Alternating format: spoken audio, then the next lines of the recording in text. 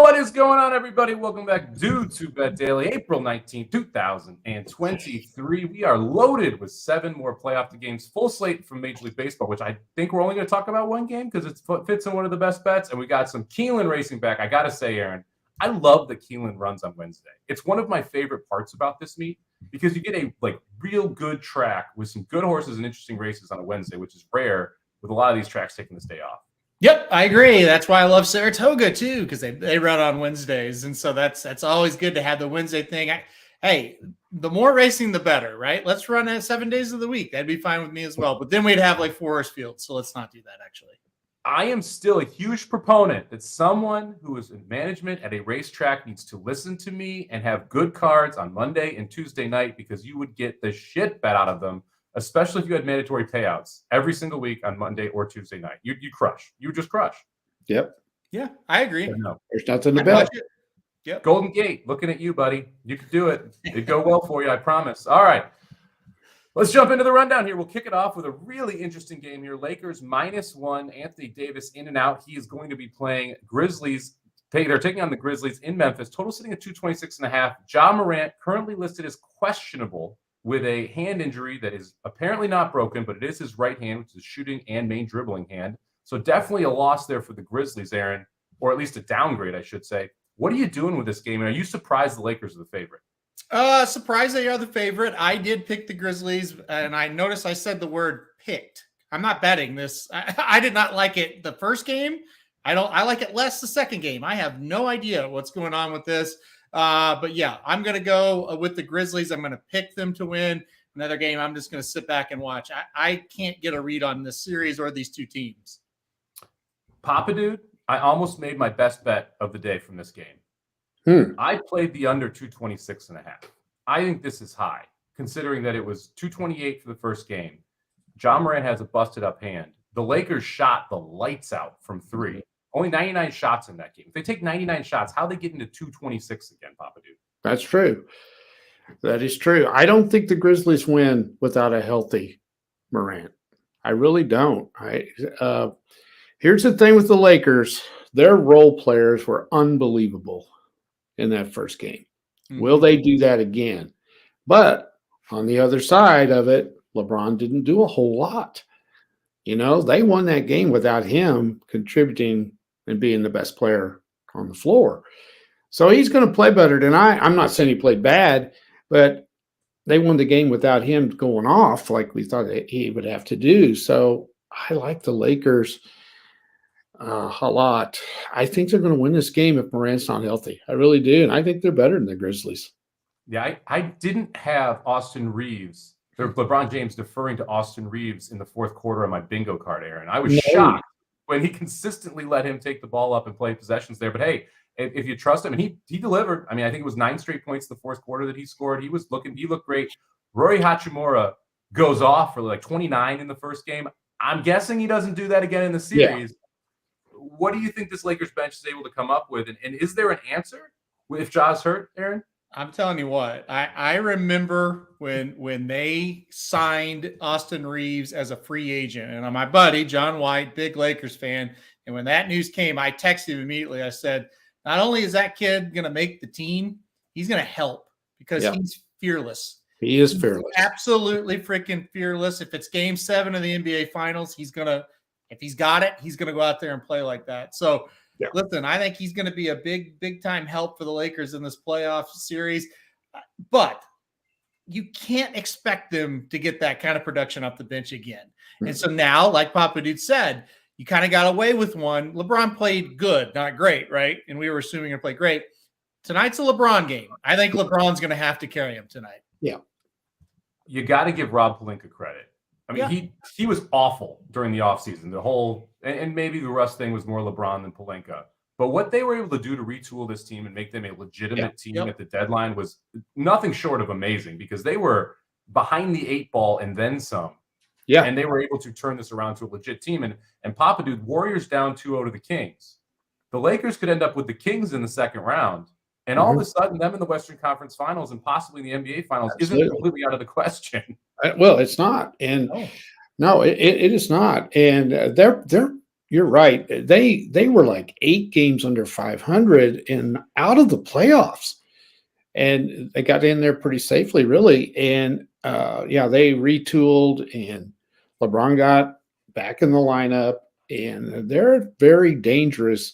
Just to reiterate what Aaron said about Austin Reeves, we watched him a lot at OU, and when he gets on a roll, you can't stop him. I mean, he is really good. And there are times when he's not, but the Lakers just need him to be good at certain times, and he has been pretty solid for them. I think LeBron has total confidence in him. Yep. Or he wouldn't be dishing the ball to him. So he was great. You can't expect him to do that every game. And are we going to mention the Kings anymore? Because I tell you, to me, they're the most impressive team. We'll save it for tomorrow because we'll have a Kings game with the Golden State tomorrow. So we'll talk Kings Golden State tomorrow for sure. I was planning on leading the show with it, but I didn't realize Game 3 was tomorrow instead of tonight. So we'll lead the show tomorrow with that Golden State Kings series because it's been absolutely phenomenal. This is a must-win for the Grizzlies because they do not want to go back to LA down 2-0. That is a problem if you are the Grizzlies. They are not going to win the series if they don't win tonight. No. So that's why I'm not betting the Lakers. That's why I like the under instead because you should get a all-hands-on-deck, absolute kitchen sink game from the Grizzlies here tonight. Yep. All right, let's jump over to the NHL where it has been absolutely wild. 6 underdogs win in the first 8 games, including all 4 in the Western Conference. We're going to talk about the 2 higher seeds that won first, though, the Hurricanes.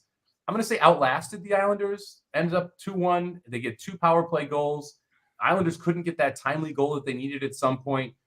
Game 2 tonight, Hurricanes minus 170, total sitting at 5.5, which I got to say feels low considering how this whole series, or feels high considering how this whole series has played out. It doesn't seem like this is going to be one of those 4-3 series very often. Aaron, what'd you do with this one? Yeah, I almost stopped you like, what? But yeah, you're right about that. It's certainly a total that's going to be low. I like under a goal and a half first period of this game a lot.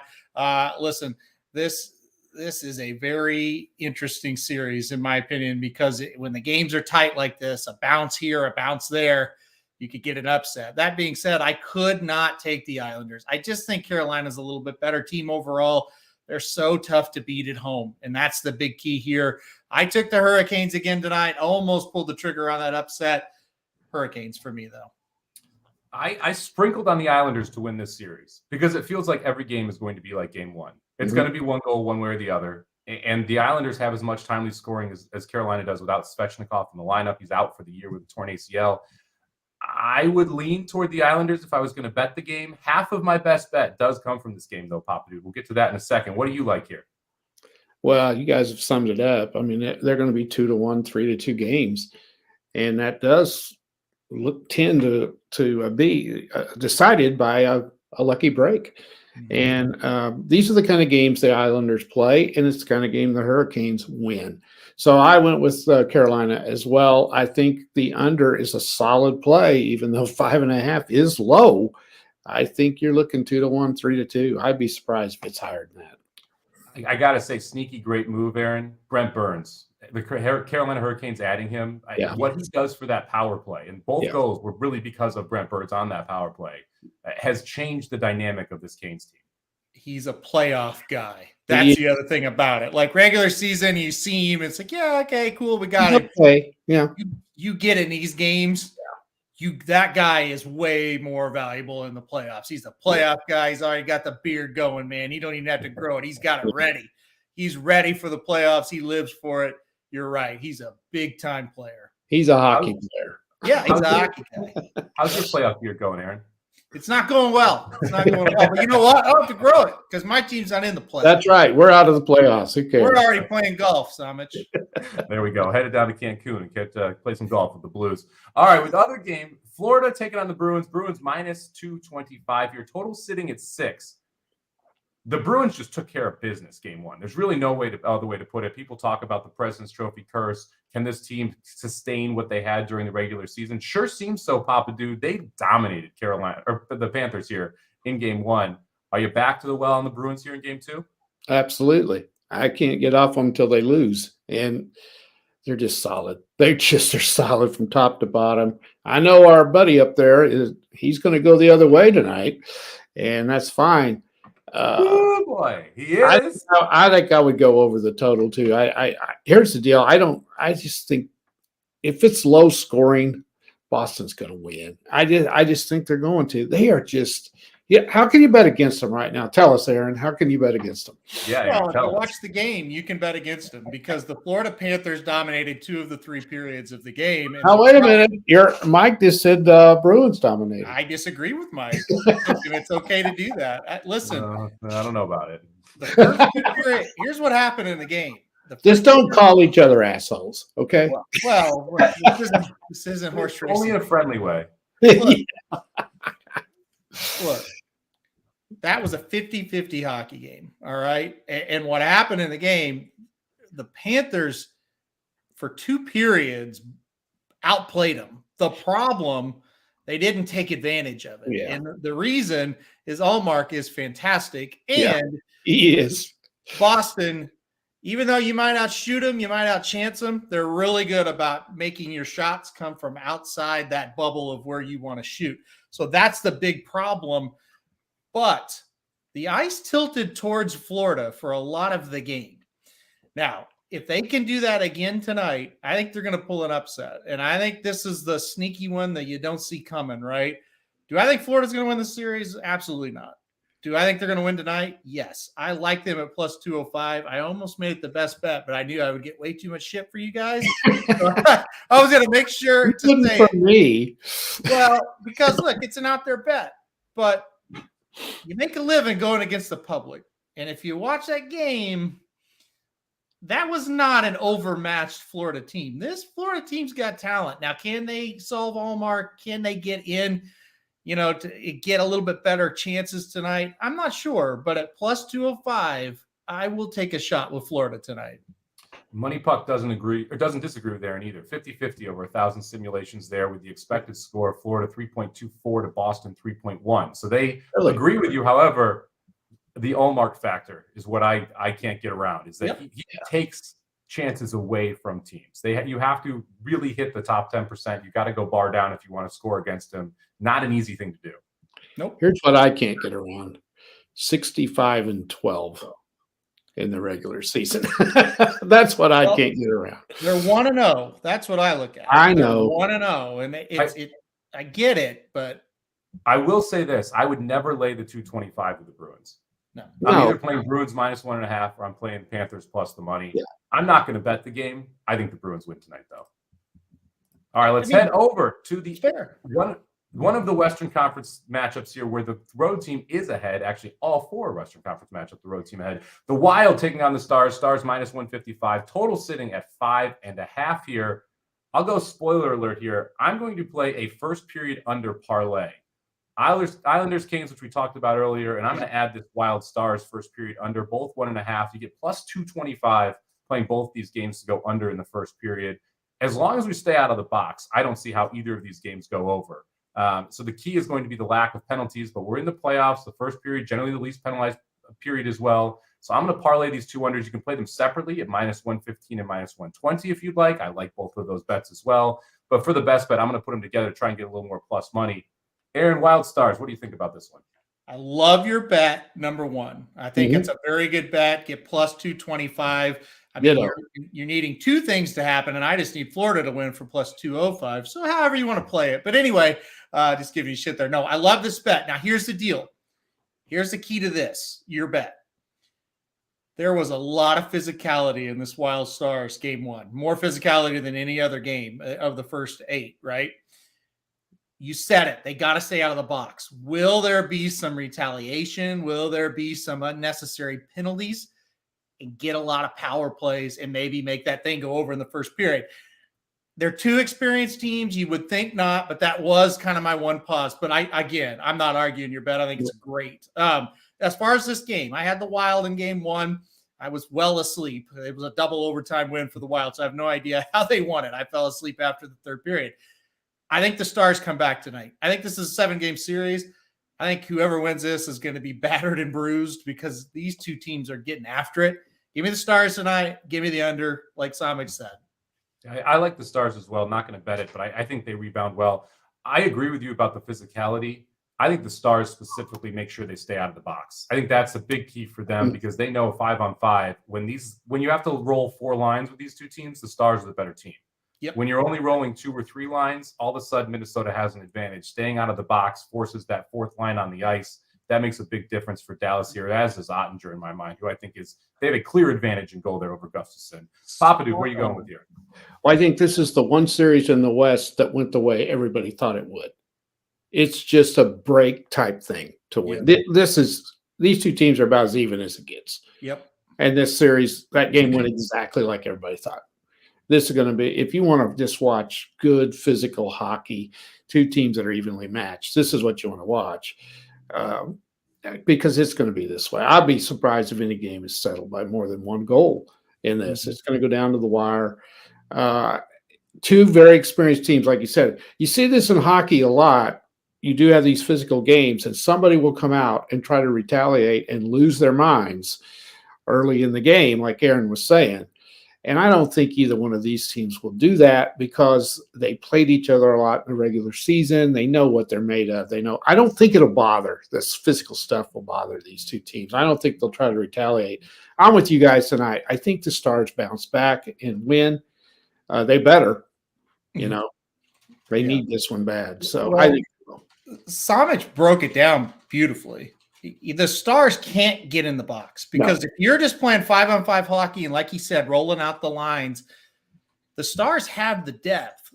The Minnesota Wild do not. They've got, like I said, he's got 2.5 lines, and then the rest of their guys, they've just filled with bashers. And so their strategy is when we've got the 3rd and 4th line, we're just going to knock the hell out of you. Yeah. So, but the Stars are more skilled on those lines. So if they'll just stay out of the box, keep their composure, I think they can wear them down. This is a really fascinating series. It is. Yeah, it should be a lot of fun. We'll talk about Kings Oilers. Best bet from 2 separate people coming from that game. So we'll get there in a second. But let's head out to Keeneland. Race number 6. Papadou picked this one. He loved this race here. We're going 1.5 miles on the turf. $110,000 N1X allowance. Really wide open race. Your favorite's going to be 9-5. Evan Harlan, the 3-horse. Likes to go to the front and then likes to stop, but has a significantly easier task today trying to go probably gate to wire if able to win. Aaron, where are you going to go on top?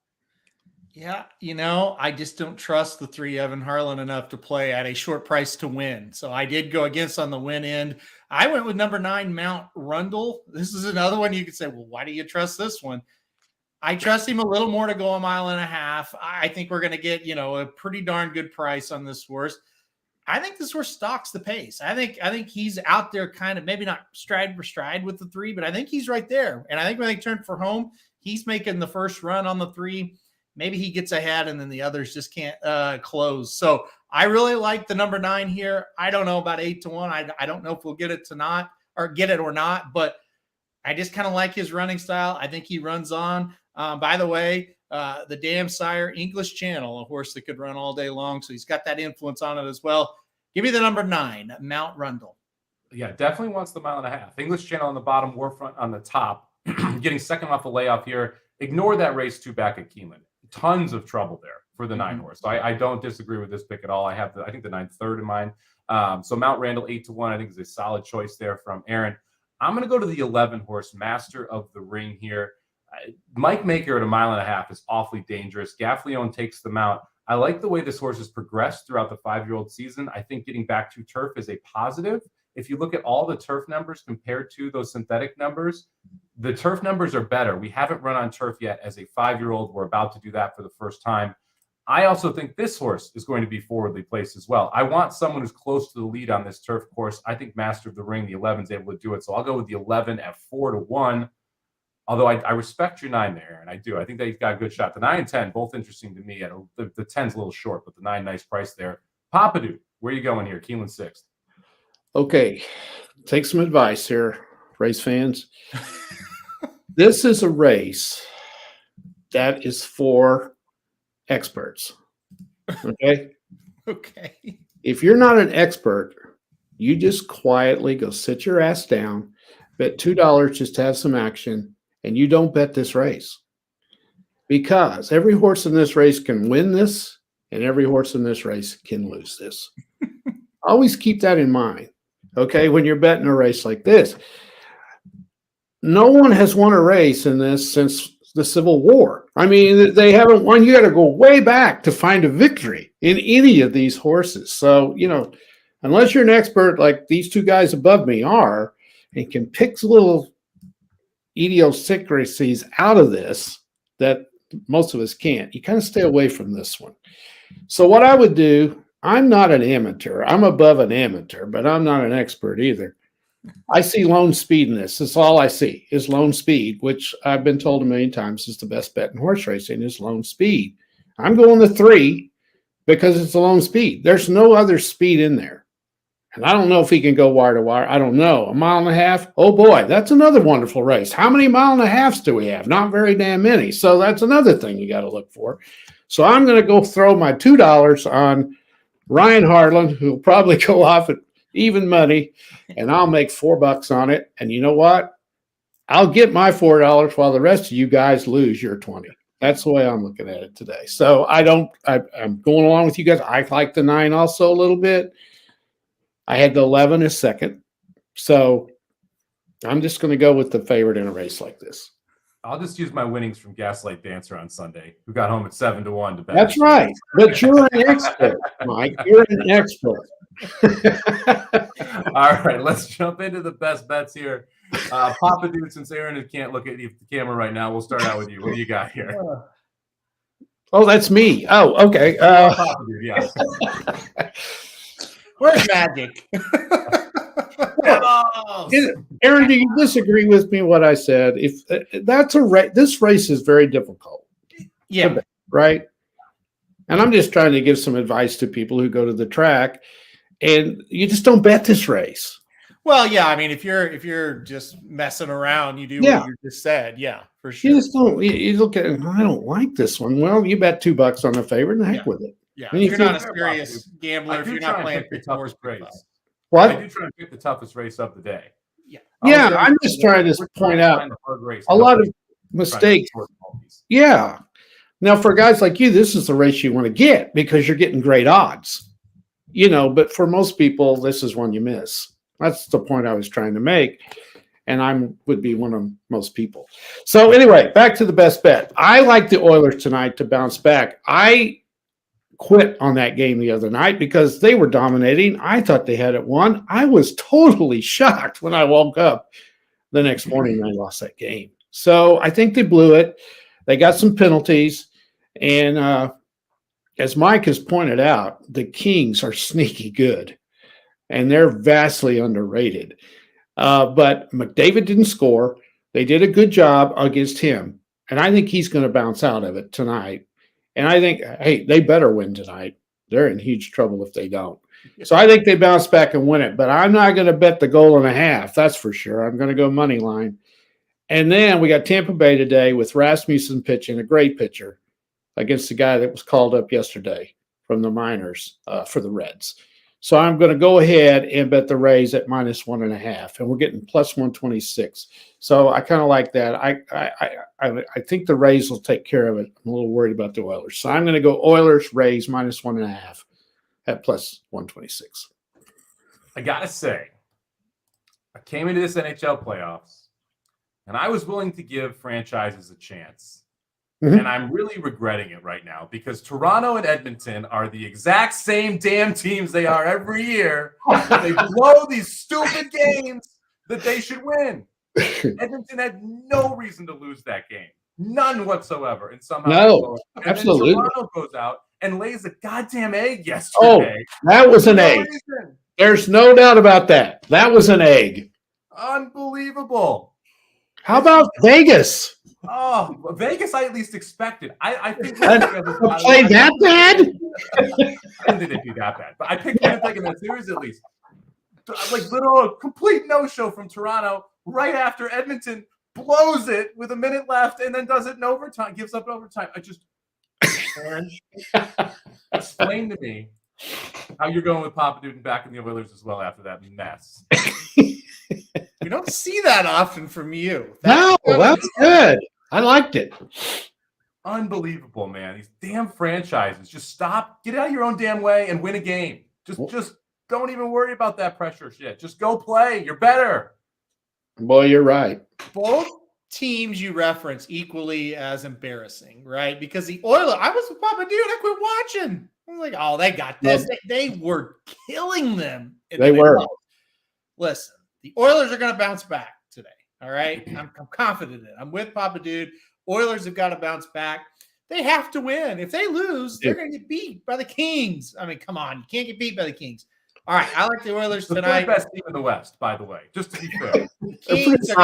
The Kings are going to lose this series in 5 or 6. That's my prediction. How about that? But it starts tonight. I bet the Oilers in the series, so I hope you're right. But I'm really, really pissed that this franchise team is doing this shit. All right, he lost a ton of money on that game. Yeah. Let's face it. Some of it Oilers minus 1.5. I was not happy with how. Okay, all right. Now we're getting to the gist of the issue right here. Everybody knows why he's mad. He lost the bet. And the same thing with Toronto last night. Well, okay. I have Toronto for that series, and I'm feeling not good about it. Okay. Here's the difference between Edmonton and Toronto. Toronto looks hopeless after that. That was horrific. Oh, that was bad. That's bad. I'm driving back from playing poker on the text chain. You're like, hey, Toronto's back in this. And I look over, it's 5-2. I'm like, what the hell? They're not back in this. Guys, Somich, it was 3-2, and Toronto had all the momentum in the world, then got a penalty and gave up 2 goals, just like that. Yeah, just like that. Yeah. So anyway, listen, you may be screwed there. Oilers are coming back to win tonight. Oilers are going to do it. I'm not worried about them. The Bucks, I am a little bit worried about, but you know what? They have to win too because they do. Them in game 1. I know the big guy's out tonight, but the Heat have some injuries as well. I just think the Bucks kind of re-rally and get it done. So I don't like the minus 103. I really don't, but I still think these are 2 teams that must win, that are better than the teams they're playing. They're at home. It feels kind of solid to me. So give me the Oilers, give me the Bucks tonight.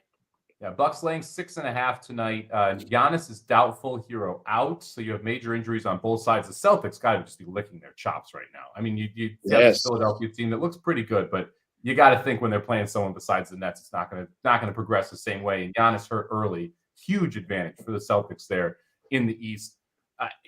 This is going to be an interesting game. The key here is the defense for Milwaukee. You can't be giving up $130 to Miami. That's just not allowed. They're struggling to score 100 at the end of the regular season. That's right. You're giving up $120, $130. That you can't. 60% shooting. 60%. 60%, especially when you have an elite defense. They have 3 guys that should be on the all-defensive NBA team. Well, can we just say they didn't show up? Yeah. It was kind of like they whiffed early, and then Giannis got hurt, and they just couldn't respond to it. Yeah. So I do think the time off is going to help them in between game 1 and game 2 to get more in their head about how to deal with the Giannis thing. Yep. Yeah. I agree. I think they come back strong tonight. Yep. I hope so, for the best bet's sake. All right, let's jump into it here to go over the picks, and we'll get out of here for a Wednesday. Long show, a couple rants, got to love it. Aaron, taking the Oilers and the Bucks minus 103. I'm going to take a first period under parlay. Isles Canes Wild Stars plus 225. Papa Dude taking the Oilers and the Rays minus a 1.5 plus 126. Up $364 for the year. Thank you very much for joining us, everybody. We will be back same time, same place, rest of the week with best bets from the sports and horse racing world. Good luck with all your bets today.